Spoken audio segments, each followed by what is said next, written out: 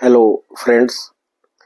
हमने शुक्र जो कि मैरिज और रिलेशनशिप और जर जोरू जमीन का कारक है उसके बारे में अपनी सीरीज शुरू की हुई है, जिसके हमने 7th हाउस तक कवर कर चुके हैं। आज हम 8th और 9th हाउस के बारे में बताएंगे।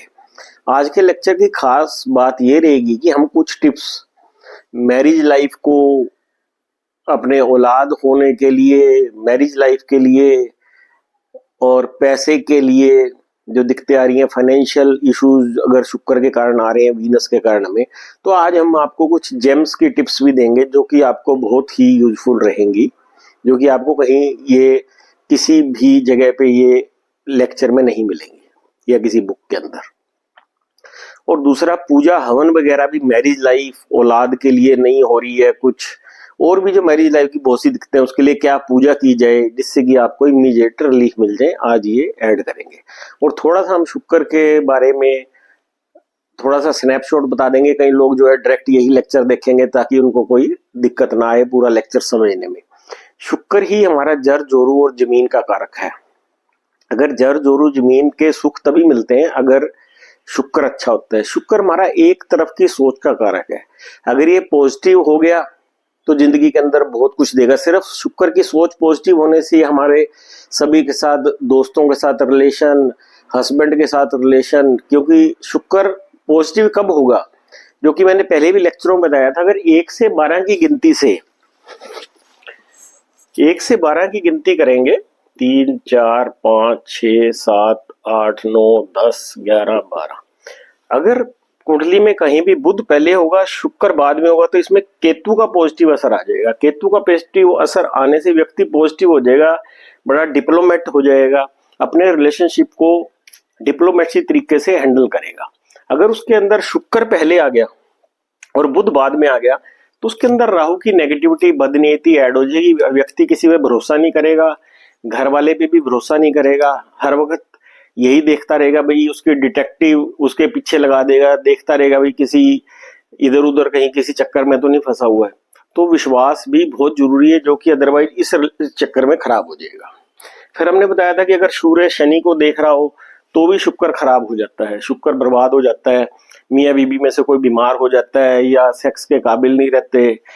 इसी तरह से अगर शनि सूर्य को देखेगा तो ये बहुत पॉजिटिव होता है, शुक्र आबाद हो जाता है, व्यक्ति को हर तरह की लग्जरी और सभी तरह के सुख मिलते हैं। अगर बुध शुक्र से पहले और बुध शुक्र को देखे और सूर्य चंद्र राहु कोई भी 7th में आ जाए तब भी शुक्र बुरी तरह से बर्बाद हो जाता है, व्यक्ति अयाश हो जाता है, मियाँ बीबी के रिलेशन बहुत खराब हो जाते हैं। और शुक्र कहीं भी अकेला हो, उसके ऊपर कोई दृष्टि ना हो तो बहुत अच्छा गिना जाता है। ऐसे व्यक्ति के साथ आप partner, marriage partner, business partner उसको बना सकते हैं। तो हम पहले शुक्र 8 और 9 के बारे में बताएंगे, जो कि ये सबसे 8 वाला तो सबसे खराब गिना जाता है, 9th भी खराब गिना जाता है शुक्र। तो इनके बारे में बताने के बाद हम आपको मैरिज लाइफ को ठीक रखने के टिप्स देंगे। औलाद नहीं हो रही या और मैरिज में जितने भी झगड़े हैं उनको कैसे ठीक किया जाए उसकी आज टिप्स देंगे, जो कि बहुत ही इंपॉर्टेंट है। शुक्र 8 या 9 में हो तो इसके अंदर क्या होता है, औलाद से रिलेटेड प्रॉब्लम्स भी रहती हैं, जर जोरू जमीन के झगड़े रहते हैं, जो डोमेस्टिक वायलेंस होती है वो भी इन्हीं के कारण, मतलब शुक्र 8 या 9 में होने के कारण ही होती है। तो इसके बारे में बताना चाहूंगा मैं। क्या होता है, शुक्र 8 या 9 में हो तो मंगल खराब हो जाता है। मंगल खराब हो जाता है तो गृहस्थ जीवन खराब हो जाता है। लाल किताब के अंदर एक मंगल अच्छा गिना जाता है, एक मंगल बद गिना जाता है। इसमें आने से मंगल बद हो जाता है। शुक्र 8 में होता है अगर व्यक्ति की कुंडली में, व्यक्ति रिश्वतखोर भी होता है, मुक्तखोर भी होता है, उसकी सेहत खराब, गृहस्थी खराब, वाइफ की सेहत खराब, औलाद से रिलेटेड प्रॉब्लम। और वाइफ जो होती है गर्म स्वभाव की होती है, डोमिनेटिंग होती है और उसको झेलना पड़ता है व्यक्ति को। और जो लेडी होती है हर वक्त कड़वे बोल बोलती है, नेगेटिव बोलेगी, और उन बोलो नेगेटिव जो बोलेगी उसकी संभावना भी ठीक होने की, सच होने की बहुत ज्यादा होती है। 25वें साल में शादी की तो बर्बादी का कारण बनेगी। ऐसा व्यक्ति दूसरों के लफड़ों में ज्यादा फंसता है। जमानत देना, विटनेस देना, ये ऐसे व्यक्ति को नहीं करना चाहिए, नहीं तो वो कहीं ना कहीं फंस जाएगा। इसमें खाना नंबर 2 खाली हो तो ससुराल खानदान भी बर्बाद हो जाता है। नर औलाद में दिक्कतें आती हैं, अगर हो गई तो वो नालायक होती है, क्योंकि खाना नंबर 8 और 5 का संबंध है, इसलिए औलाद के खाने में औलाद के खाने को खराब करता है। मंगल बद होता है क्योंकि वहां केतु आ गया, केतु 8 में आ गया जो कि मंगल बद का सबसे बड़ा शत्रु है, इसलिए क्या नाम है, उसकी प्रॉब्लम आती है औलाद से रिलेटेड। इस व्यक्ति को फ्री के गिफ्ट्स वगैरह नहीं लेने चाहिए, मुफ्तखोर होगा तो दिक्कत होगी। ऐसे व्यक्ति के फिजिकल सीक्रेट रिलेशंस भी होते हैं। तो इसके लिए उपाय जो है 3 बहुत इंपॉर्टेंट उपाय है। एक तो पत्नी के वजन के हिस्से का जवार जो है व्हाइट कपड़े में बांधकर वीराने में दबा दें उसकी हेल्थ के लिए। ऐसे व्यक्ति को कब्र पे नहीं जाना चाहिए, कब्र पे जाके माथा नहीं टेकना चाहिए। ये किसी धर्म के खिलाफ नहीं है, बस जैसा कि बुक में लिखा हुआ है वही बता रहे हैं हम। ये खराब जिसका बुद्ध हो उसके लिए भी लागू है। अगर वो कब्र पे ज्यादा माथा टेकेगा तो उसका शुक्र भी खराब होगा और बुद्ध भी खराब होगा। तो इस चीज का खास ध्यान रखना है। वाइफ की हेल्थ, औलाद और गृह सुख के लिए 43 दिन तांबे का पैसा गंदे नाली में डालना है। अगर ये मंदिर रेगुलर जाएगा तो दुश्मन खत्म हो जाएंगे। वाइफ की हेल्थ, औलाद और गृह सुख के लिए 800 ग्राम जिमीकन 43 दिन मंदिर में देना भी फायदेमंद रहेगा। ये तो शुक्र 8 हो गया। अब हम शुक्र 9 की बात करते हैं कि यहाँ भी मंगल बद हो जाता है। जर जोरू जमीन का नुकसान होता है। अगर जद्दी जजाद है तो उसमें झगड़े पड़ जाते हैं, औलाद में प्रॉब्लम होती है। डोमेस्टिक वायलेंस शुक्र 8 और 9 में खास तौर पे देखने को मिलती है। इसमें वही होता है, औलाद होती नहीं, हो जाए तो नेगेटिव होती है, औलाद गृह सुख खराब होते हैं। इस व्यक्ति के चाहे 100% एफर्ट डाले उसमें रिजल्ट 5% ही मिलते हैं। करोड़पति परिवार में भी पैदा हो तो अपना पेट भरने के लिए जी तोड़ मेहनत करनी पड़ती है, क्योंकि खाना नंबर 9 किस्मत का है और वो बृहस्पति का घर है। शुक्र जो है उसका दुश्मन है, वो मिट्टी है, वो ग्रहण लगा देता है उस पर। गुरु शुक्र मिलके शनि बनते हैं और स्लो मूवमेंट का प्लेनेट है, तो बड़ी स्ट्रगल के साथ इसको मतलब आगे बढ़ना पड़ता है। ऐसे घरों में जिनका शुक्र 9 में, वो मर्दों की कमी होती जाती है, मतलब उनकी डेथ हो जाती है, औरतें ज्यादा बढ़ जाती हैं ऐसे घर के अंदर। अगर इस शुक्र का किसी भी तरह से बुध या राहु से संबंध हो जाए तो और खराब हो जाता है, पिता खानदान के लिए भी खराब होता है। पर मंगल तीसरे से या 5वें से देख रहा हो तो फिर किसी उपाय की जरूरत नहीं पड़ती, क्योंकि वो चंद्र बन जाता है और मंगल बाद उसमें कैंसिल हो जाता है।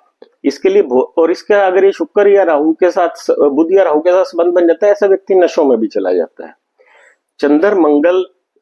चंद्र को मंगल से मिला देंगे तो ये इसका सबसे अच्छा उपाय क्या है कि 9 चांदी के चौकोर टुकड़े लेने हैं। प्रतिदिन एक टुकड़ा, फ्राइडे से शुरू करना है, एक टुकड़ा पेड़ के तने में, तना खोद के किसी कोई ले जाना है, कोई भी धातु ले जानी है, उससे खोद के उसमें डाल देना है पेड़ के तने में, और 9 दिन लगातार करना है। ये बहुत ही इफेक्टिव उपाय है। शुक्र 9 के नेगेटिव असर, कोई घर में डोमेस्टिक वायलेंस, जमीन जायदाद के झगड़े, गृह सुख में कमी आ रही, तो ये बहुत ही अच्छा उपाय है, क्योंकि पेड़ जो होता है वो मंगल होता है, तना खाना नंबर 3 होता है।